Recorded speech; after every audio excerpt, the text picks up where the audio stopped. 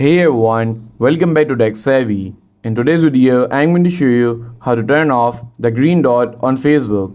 The green dot lets your friends know that you are currently online. But if you want a little more privacy and prefer to browse without being noticed, I will show you exactly how to disable it.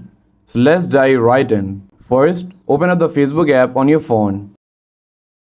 And once you are on Facebook, tap on the three lines at the top left corner of the screen. And then tap on Settings and Privacy. And then select Settings.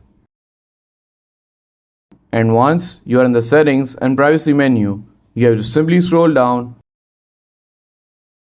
and you will see an option that says Active Status in the Audience and Visibility section. Once you find it, tap on it. In this section, you will see a toggle that says Show when you are active. All you have to do is switch this off.